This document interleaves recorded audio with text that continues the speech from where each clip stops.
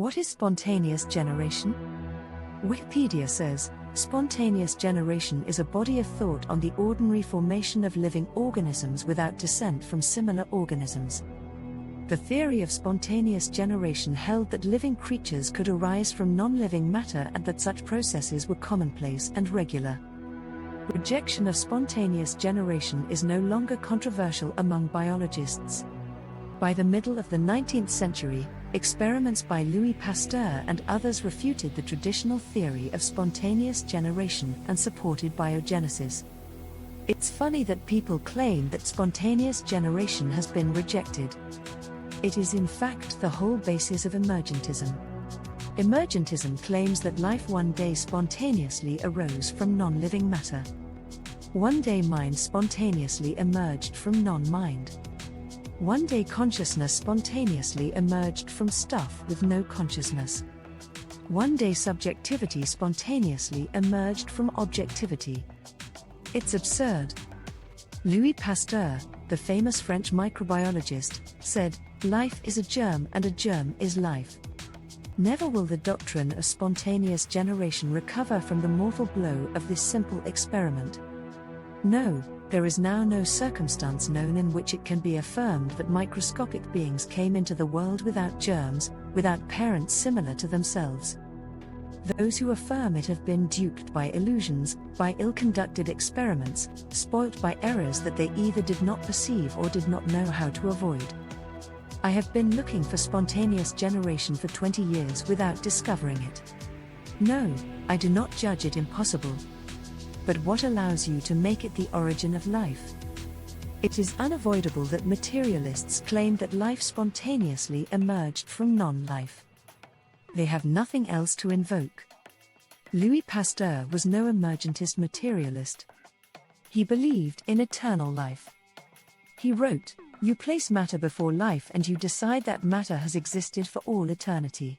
How do you know that the incessant progress of science will not compel scientists to consider that life has existed during eternity, and not matter?" Exactly. We know for a fact that matter isn't eternal. It was created at the Big Bang. Life and mind, by contrast, must be eternal since it is logically impossible that they were created from lifeless, mindless matter, hence the fact of their existence necessitates that they have always existed, prior to matter. Indeed, they are the logical, direct cause of matter. Pasteur wrote, "You pass from matter to life because your intelligence of today cannot conceive things otherwise.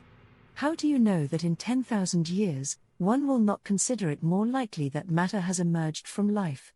You move from matter to life because your current intelligence, so limited compared to what will be the future intelligence of the naturalist, tells you that things cannot be understood otherwise." Precisely. Nothing is more guaranteed than that the people of the future will find it impossible to believe that large numbers of humans once believed that life and mind sprang randomly from lifeless, mindless matter. Pasteur argued for an absolute boundary between the living and the non-living which chemistry cannot cross.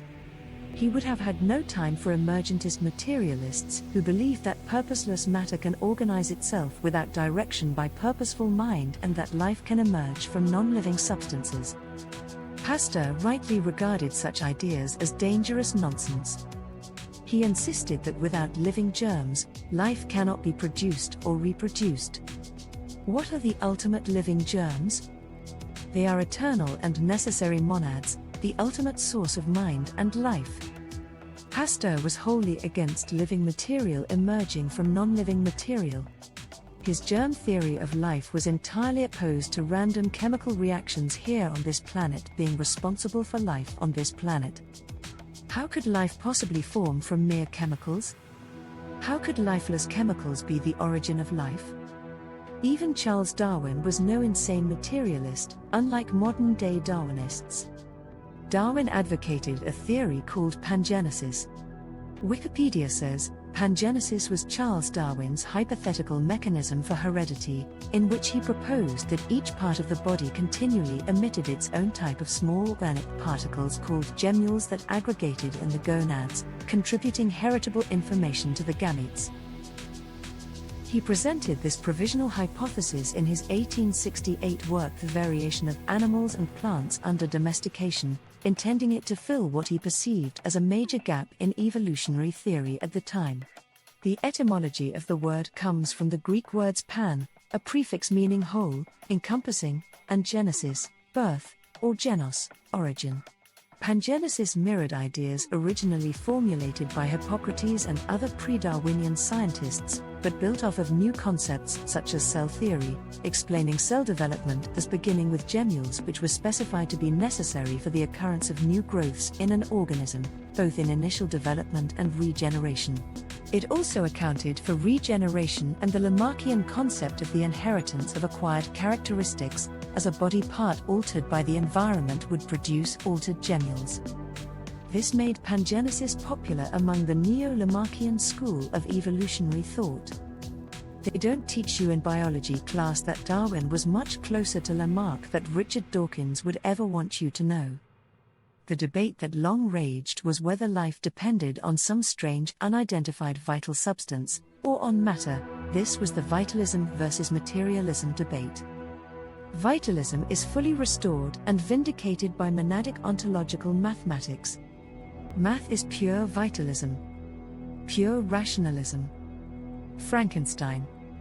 The patron saint of emergentist materialism should be Frankenstein's monster. Emergentism is all about material being the basis of life. According to emergentists, if you assemble body parts and shoot something like electricity through them, as in the Frankenstein story, there's no reason why life can't be generated. It's not as if you need a soul, or anything vital, right? In fact, by the doctrine of emergentism, if you simply reorganized the atoms of a corpse in just the right way, life would necessarily re-emerge, since life was never anything other than the arrangement of atoms in the first place. Jesus Christ was an emergent materialist phenomenon. Who knew? He was resurrected from the dead simply by restoring his atoms to their state before his death. That's emergentism for ya. Don't you just love it? The tale of Frankenstein was all about the borderland between living and non-living substances.